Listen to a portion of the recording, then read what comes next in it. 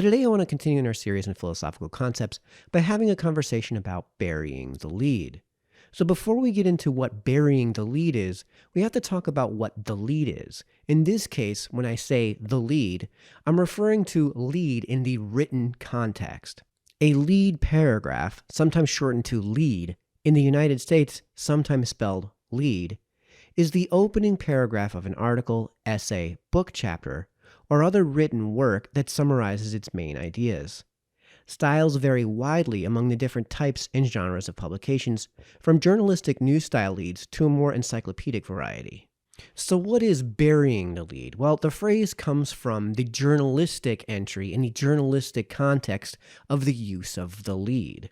Journalistic leads emphasize grabbing the attention of the reader. In journalism, the failure to mention the most important, interesting, or attention-grabbing element of a story in the first paragraph is sometimes called burying the lead. I have no idea why it's commonly spelled L-E-D-E here in the US, so let's just move on to an example of what burying the lead would be in the strictly journalistic context before we expand that idea to its more philosophical roots. As a Met fan, one of the single most endearing memories of my entire life is Endy Chavez's brilliant catch in Game 7 of the 2006 NLCS. As it's Game 7 of the National League Championship Series, winner of this game goes to the World Series, loser goes home. It was a truly brilliant and unforgettable catch. Snow-coned and made at the apex of Endy Chavez's leap, robbing Scott Rowland of a home run in the 6th inning of a tie game. And then, on top of that, having the wherewithal and the sense to hurriedly throw the ball in to double off Jim Edmonds and end the inning. It preserved a tie late in the game and will probably go down as the greatest catch in Mets history, and may be considered one of, if not the greatest catches in postseason history. But was this news, was this catch, what topped the sports headlines the next morning? No. It was Game 7 of the National League Championship Series, and the Mets lost. More to the point, what was the conversation like the next morning? Were Mets fans calling into talk radio to talk about Endy Chavez's brilliant catch and ending the conversation there? Or were they instead calling to talk about Beltran's strikeout? Or, worse, Aaron F. Heilman's giving up of yet another game-losing home run? Yeah, there were a handful of guys that called in to talk about how brilliant Endy Chavez's catch was, but that was always couched with the greater conversation, which was the news of the day: the Mets lost the game. You play to win the game. So if you opened up the sports headlines the next morning and opened up, say, the New York Post to the back page and saw a picture of Endy Chavez making that fantastic catch with the headline and title of the page reading something along the lines of "Chavez makes greatest catch ever," and then you spend paragraph after paragraph after paragraph talking about how brilliant the catch was, and then on paragraph 8, oh yeah, and Aaron Heilman gave up yet another game-losing home run in relief, and the Mets are no longer playing baseball, and the St. Louis Cardinals are going to the World Series. But how about that catch? So that would be burying the lead. And what I want to do here tonight is to expand the idea into its more philosophical roots when it comes to argumentation and debate under the broader heading of the fallacies of misdirect. So to nail down a definition for you guys, purposely avoiding talking about what is obviously the more important issue or argument, and instead focusing solely on the much less important issue or argument, or equivocating the significance of two issues or arguments that are obviously not in congruence by insisting attention be drawn to the lesser issue or argument, and using either of these deflection techniques because the presenter of the fallacy knows the main issue or argument is unwinnable. This usually also means presenting a lesser issue or argument that both is incontrovertible, meaning no one could possibly disagree with it, and which has also already been conceded. Incontrovertible, already conceded. So this is a little bit different from the Motte and Bailey fallacy, which we've already gone over on this channel and in this series, so I'll put a link in this video's description so you guys can check that video out as well. But in the Motte and Bailey fallacy, you're changing the argument you've already made. starting with that core argument and simply morphing it, possibly into another argument, but at least you're starting with that core argument.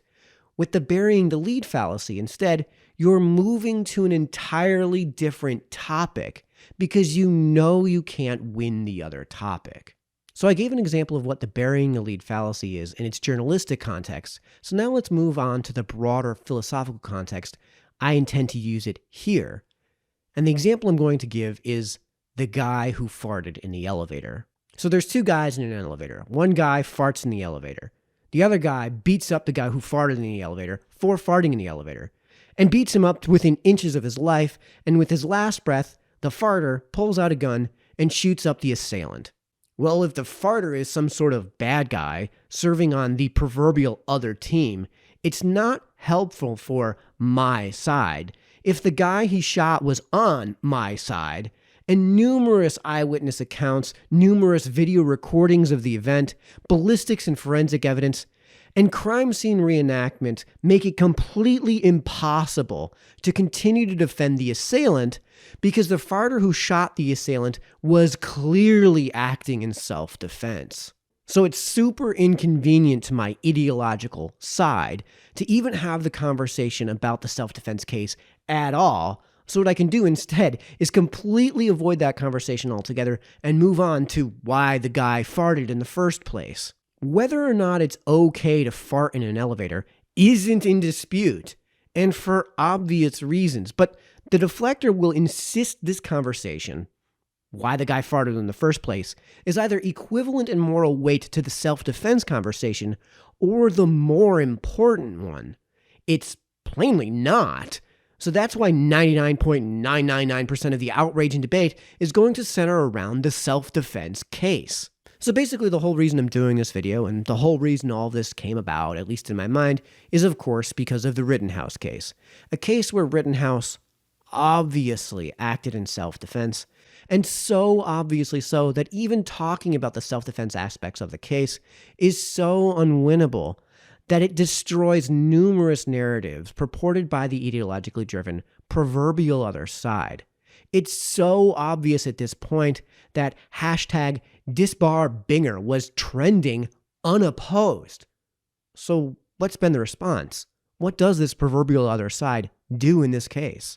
So for me, the reason why I haven't been talking about Kyle Rittenhouse that much is because the technicalities of the self-defense charge aren't really that interesting to me, you know? They aren't really kind of like the point. They are the point! The trial is a self-defense case! Are you kidding me? How out of touch are you? It seems like from the evidence presented, the self-defense claim will probably exonerate him of the murder cases. So, you know, we have that. But to me, the broader issue with Rittenhouse is all the stuff like surrounding the killings that took place, the deaths that took place, right?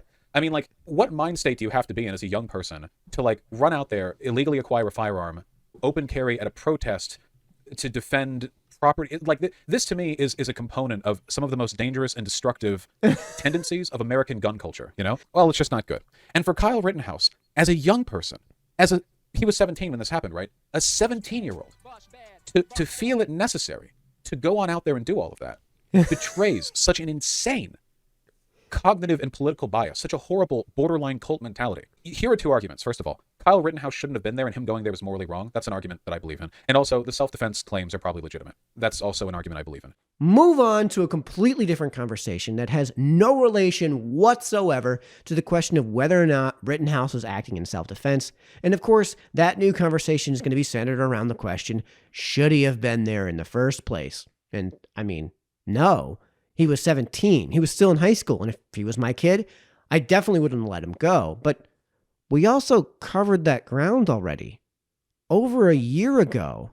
So moving on to the self-defense case, the part of this conversation that actually matters, and upon which the lesser topic of why he was there in the first place has no bearing.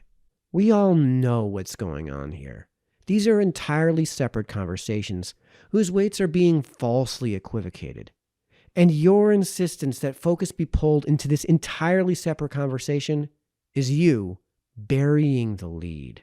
I don't know if anyone else has come up with this idea before, or the notion to extend the concept of burying the lead into the philosophical realm as a logical fallacy. So let me know your thoughts. Let me know if somebody else has covered this topic already. See you in the next one, folks.